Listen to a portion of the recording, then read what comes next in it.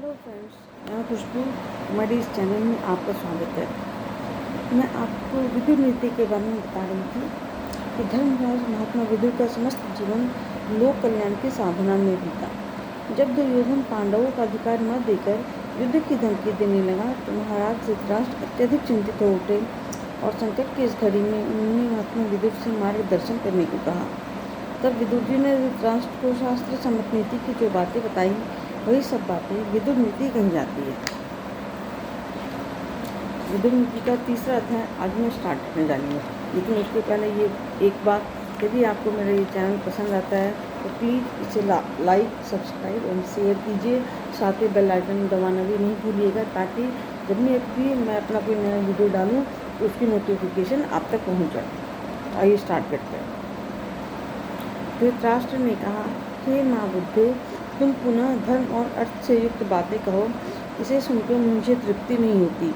इस विषय में तुम अद्भुत भाषण कर रहे हो।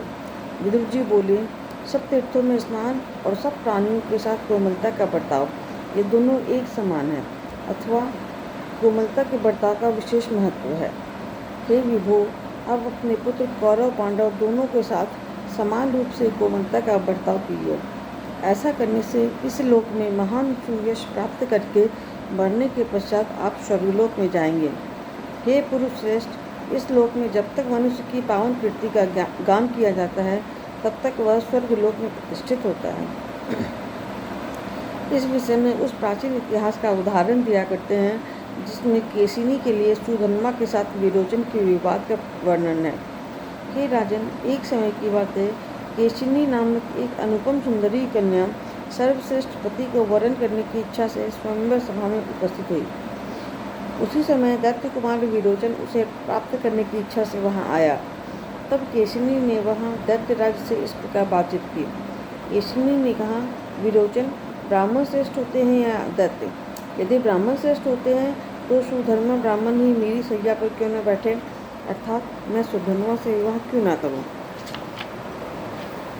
विरोचन ने कहा, केशिनी, हम प्रजापति की श्रेष्ठ संतानी हैं, अतः सबसे उत्तम है, यह सारा संसार हम लोगों का ही है। हमारे सामने देवता क्या है और ब्राह्मण कौन चीज़ है? केशिनी ने कहा, हे विरोचन, यहीं पर हम दोनों प्रतीक्षा करें। प्रातःकाल सुधर्मा जब आएगा तब मैं तुम दोनों को देखूंगी। विरोचन बोला, ये कल्याणी, तुम जैसा कहती हो वही करूँगा। भीरु, प्रातःकाल मुझे और सुधर्मा को एक साथ उपस्थित देखोगी।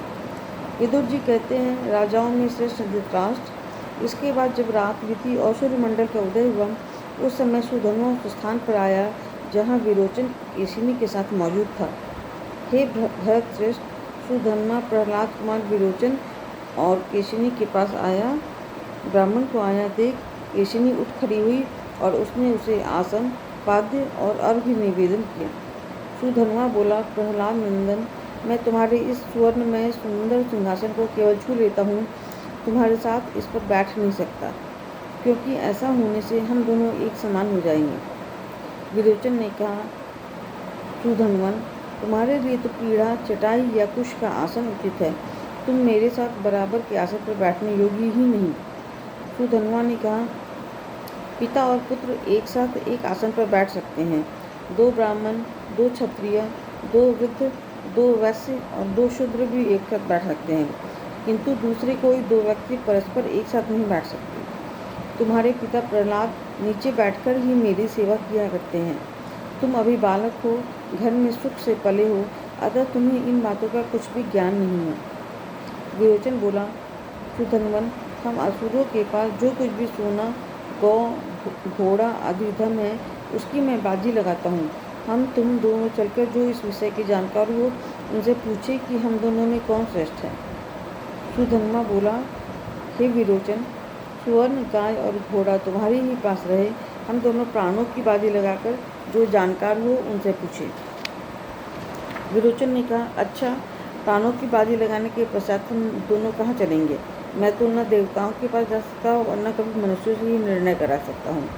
सुधर्मा बोला, प्राणों की बाजी लग जाने पर हम दोनों तुम्हारे पिता के पास चलेंगे, और मुझे विश्वास है कि प्रहलाद अपने बेटे के लिए भी झूठ नहीं बोल सकते हैं।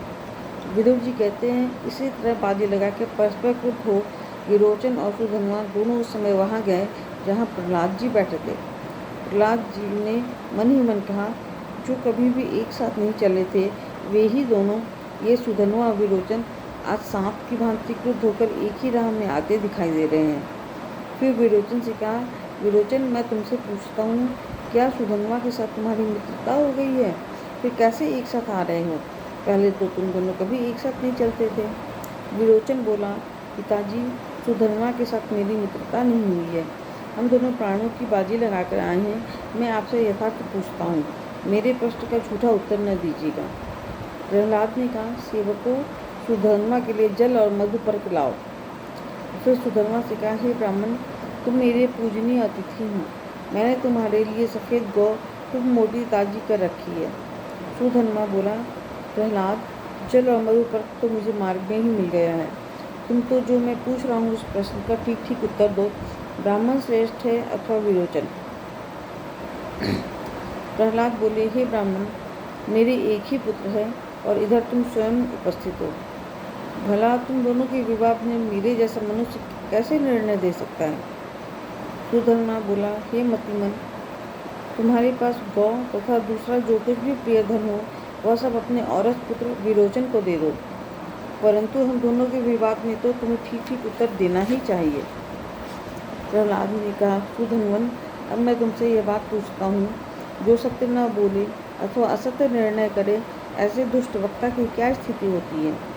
सुधन्वा बोला, सौत वाली स्त्री, जुए में हारे हुए जुआरी और भार ढोने से व्यथित शरीर वाले मनुष्य की रात में जो स्थिति होती है वही स्थिति उल्टा न्याय देने वाले वक्ता की भी होती है। जो उल्टा निर्णय देता है वह राजा नगर में कैद होकर बाहरी दरवाजे पर भूख का कष्ट उठाता हुआ बहुत से शत्रुओं को देखता है। पशु के लिए झूठ बोलने से 5 पीढ़ियों को, गौ के लिए झूठ बोलने पर 10 पीढ़ियों को, घोड़े के लिए असत्य भाषण करने पर 100 पीढ़ियों को और मनुष्य के लिए झूठ बोलने पर 1000 पीढ़ियों को मनुष्य नरक में धकेलता है। सोने के लिए झूठ बोलने वाला भूत और भविष्य सभी पीढ़ियों को नरक में गिराता है। पृथ्वी तथा स्त्री के लिए झूठ करने वाला तो अपना सर्वनाश ही कर देता है। इसीलिए तुम भूमि या स्त्री के लिए कभी झूठ नहीं बोलना। प्रहलाद ने कहा, हे विरोचन, सुधन्वा के पिता अंगिरा मुझसे श्रेष्ठ है। सुधन्वा तुमसे श्रेष्ठ है, इसकी माता भी तुम्हारी माता से श्रेष्ठ है, अगर तुम आज सुधन्वा से हार गए। हे विरोचन, अब सुधन्वा तुम्हारे प्राणों का मालिक है। सुधन्वन, अब यदि तुम दे दो तो मैं विरोचन को पाना चाहता हूँ। सुधन्वा ने कहा, हे प्रहलाद, तुमने धर्म को ही स्वीकार किया है, स्वार्थवश नहीं कहा है, इसीलिए अब इस दुर्लभ पुत्र को फिर तुम्हें दे रहा हूँ। हे प्रहलाद, तुम्हारे इस पुत्र विरोचन को मैंने पुनः तुम्हें दे दिया है, किंतु अब यह कुमारी केशनी के निकट चलकर मेरा पैर धोए। विदुर जी कहते हैं, इसीलिए राजेंद्र, आप पृथ्वी के लिए झूठ ना बोले। बेटे के स्वार्थवश सच्ची बात न कहकर पुत्र और मंत्रियों के साथ विनाश के मुख में न जाए। देवता लोग चरवाहों की तरह झंडा लेकर पहरा नहीं देते, वे जिसकी रक्षा करना चाहते हैं उसे उत्तम बुद्धि से युक्त कर देते हैं। मनुष्य जैसे जैसे कल्याण में लगता है वैसे ही वैसे उसके सारे अभिष्ट सिद्ध होते हैं, इसमें तनिक भी संदेह नहीं है। धन्यवाद। शेष अगले भाग में। आशा है आपको मेरा ये वीडियो पसंद आया होगा। अगर आपको मेरा वीडियो पसंद आए तो प्लीज़, एक बार फिर से कह रही हूँ, इसे लाइक, शेयर एंड सब्सक्राइब कीजिए। Thanks for watching.